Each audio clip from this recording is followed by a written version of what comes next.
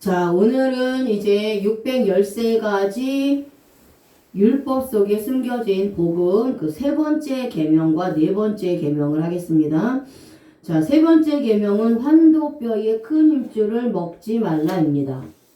창세기 32장 32절에 환도뼈의 큰 힘줄을 먹지 말라라는 말씀이 있는데요. 자, 그럼 이 말씀의 의미가 무엇이고 이유가 무엇인지 대해서 이제 원어를 통해서 한번 알아보겠습니다.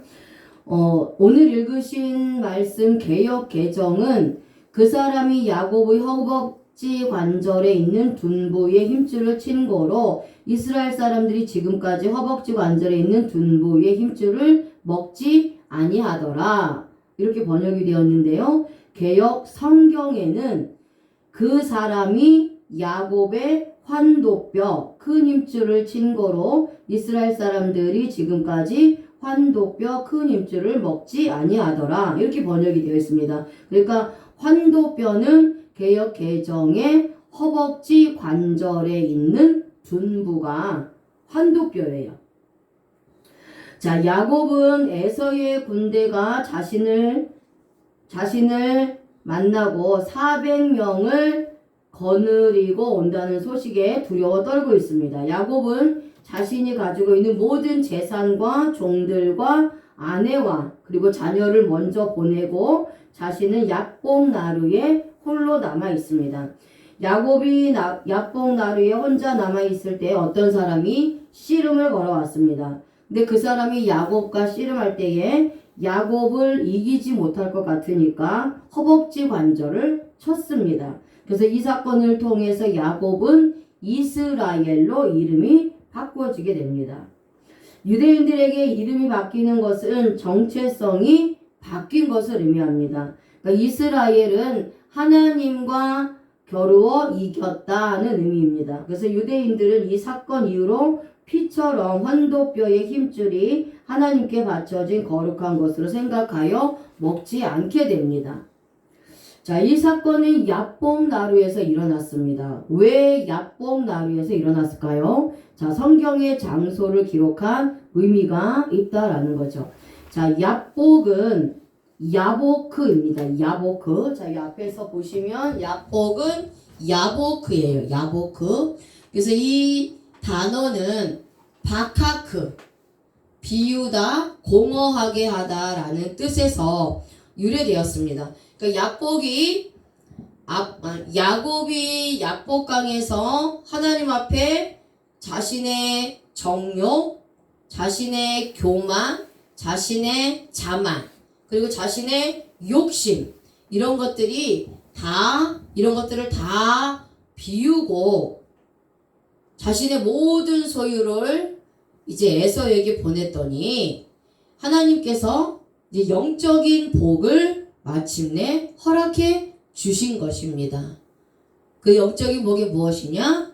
야곱에서 이스라엘로 이름이 바뀐 것입니다. 야곱이 육적인 사람이었다면 이스라엘은 영적인 사람으로 하나님이 바꿔주신 거예요.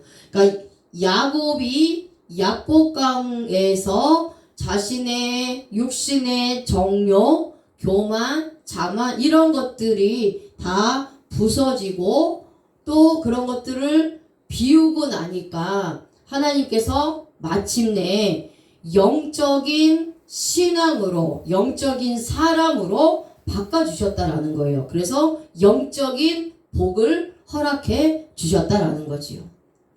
그러니까 우리들도 세상적인 소유만 바라고 따라간다면 육적인 것을 위해서만 살아간다면 영원히 땅의 것을 쫓아 살아가게 되고 땅의 것을 위해서만 살아가게 되는데 그러다 보면 우리의 삶이 공허해질 수가 있다라는 겁니다. 세상의 육적인 소유를 내려놓고 비울 때 하나님은 그것만큼 우리에게 큰 것으로 채워주신다라는 거죠. 그래서 야곱이 이스라엘로 이름이 바뀐 것처럼 저와 여러분들의 육적인 것, 이 모든 것들을 비우고 내려놓으면 이스라엘처럼 구원의 은혜, 영적인 은혜를 받게 된다는 겁니다.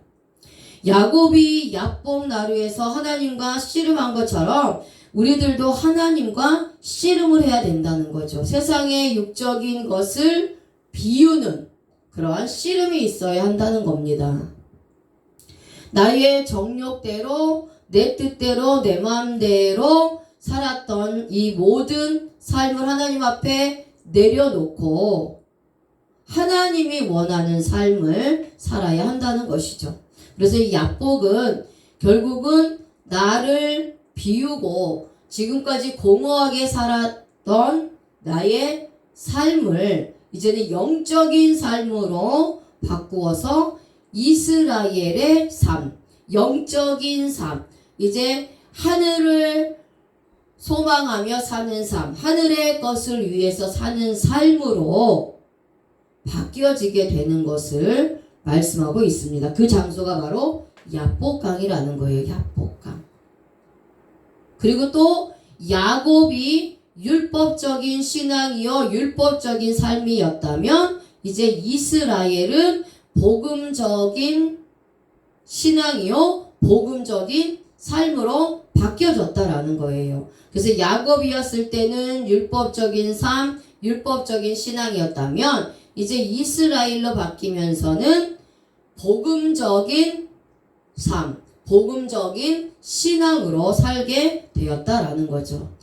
그렇다면 저와 여러분들에게도 야복 나루와 같은 역사가 있어야 한다는 겁니다. 저와 여러분들의 삶 가운데 이미 야복 나루와 같은 그러한 역사를 경험해서 육적인 신앙에서 영적인 신앙으로 율법적인 신앙에서 복음의 신앙으로 거듭난 자, 땅에 속해서 땅의 것을 바라보면서 살았는데 이제 하늘에 속한 자로 하늘을 바라보면서 사는 삶으로 살아가는 자로 바뀐 자가 있고 아직도 이 야복 나루의 역사를 경험하지 못해서 그것이 내 삶 가운데 없어서 여전히 야곱과 같이 땅에 속한 자로 육신의 것을 위해서만 또 율법적인 삶과 신앙을 가지고 살아가는 자들이 있다라는 겁니다. 그런데 아직도 야복 나루와 같은 그 역사가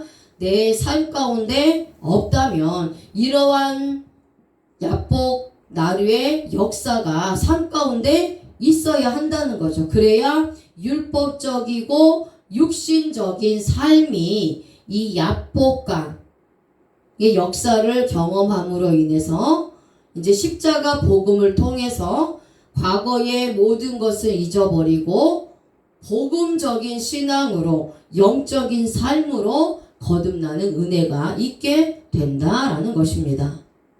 자, 하나님께서 야곱의 허벅지 관절에 있는 둔부, 즉 환도뼈에 힘줄을 치라고 하셨는데 이 둔부를 치신 이유가 무엇이냐?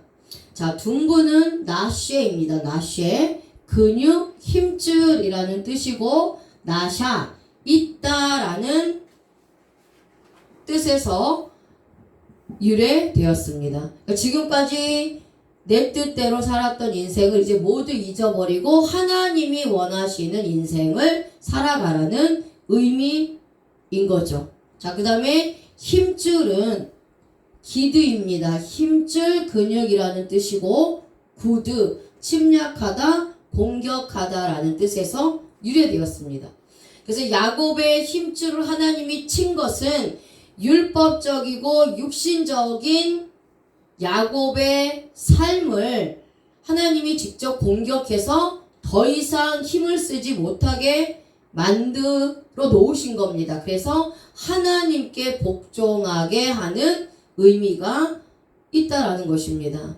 신약에서도 율법적인 삶을 살다가 하나님께 공격을 받아서 꼬꾸라지고 엎드러진 사람이 있습니다. 누구죠? 바로 사도 바울입니다.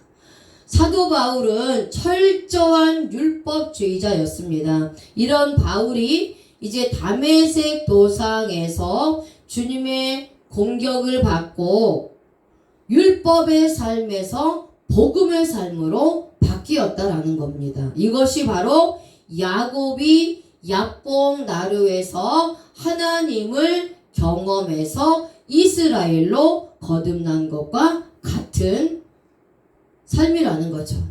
야곱도 야뽕 나루에서 야곱에서 이스라엘로 삶이 바뀌었다라는 겁니다. 자, 이제 그 후로 유대인들은 지금까지 허벅지 관절에 있는 둔부, 환도뼈의 힘줄을 먹지 않습니다. 그럼 저와 여러분들도 이제 영적인 이스라엘이 되어서 구원을 받았으니까 허벅지 관절, 이 둔부의 힘줄을 먹지 말아야 한다는 겁니다. 그렇다면 이 허벅지 관절에 있는 둔부, 즉 환도뼈의 힘줄을 먹지 말라. 이것은 영적으로 어떤 의미냐? 자, 출애굽기 12장 46절 한번 읽어볼까요? 출애굽기 12장 46절. 자, 출애굽기 12장 46절. 한번 보겠습니다. 자, 허벅지 관절에 있는 둔부의 힘줄을 먹지 말라는 것이 어떠한 의미이고 구원받은 저와 여러분들에게는 어떠한 영적인 의미와 교훈을 주시는 것이냐? 자, 출애굽기 12장 46절 한번 읽어보겠습니다. 시작. 한 집에서 먹되 그 고기를 조금도 집 밖으로 내지 말고 뼈도 꺾지 말지니. 아멘. 자, 6월절의 어린 양입니다. 그러니까 6월절의 어린 양은 한 집에서 먹고 그 고기를 조금도 집 밖으로 보내지 말라고 하셨고 뼈도 꺾지 말라고 하셨어요.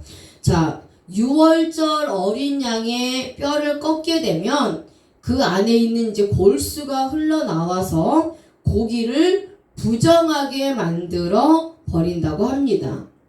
그래서 하나님께서는 뼈를 깎지 말라, 뼈를 꺾지 말라 이렇게 말씀하신 거예요. 근데 이 하나님께 바쳐진 6월절의 어린 양의 고기가 이렇게 부정하게 되면 그 고기를 먹는 자도 같이 부정해지기 때문이에요.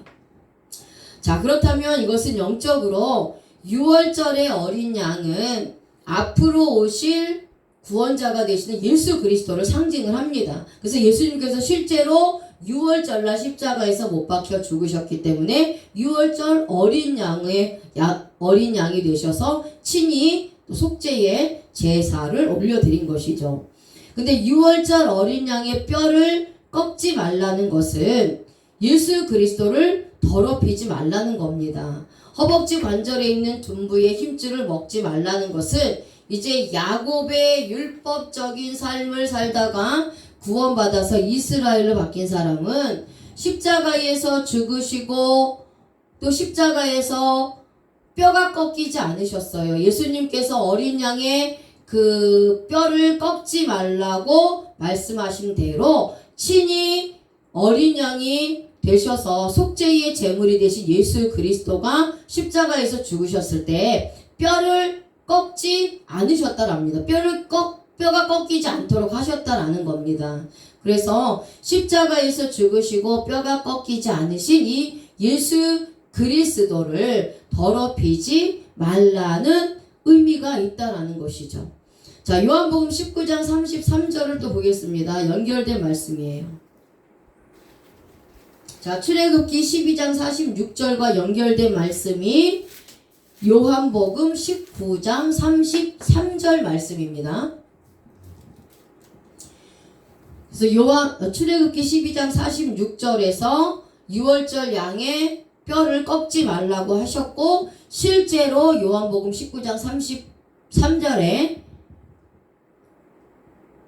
실행이 되었죠. 자, 같이 한번 읽어보겠습니다. 시작. 예수께 이르러서는 이미 죽으신 것을 보고 다리를 꺾지 아니하고. 아멘. 자, 예수님께서도 이미 십자가에서 운명하셨기 때문에 다리를 꺾지 않았습니다. 하나님이 6월절에 양의 뼈를 꺾지 말라는 말씀이 예수 그리스도를 통해서 성취되었습니다. 되었습니다. 그러니까 십자가를 통해서 구원받은 자는 영원히 주님의 뼈를 꺾어서는 안 됩니다. 믿음이 아닌 행위로 구원을 얻을 수 있다고 하는 사람은 주님의 뼈를 꺾는 것과 같다라는 것이죠. 그래서 허벅지 관절에 있는 둔부의 힘줄을 먹는 것과 같다는 것입니다. 예수 그리스도의 구원의 은혜를 믿지 못하는 자들은 예수님을 십자가에 다시 한번 뼈를 꺾는 것과 같다라는 겁니다.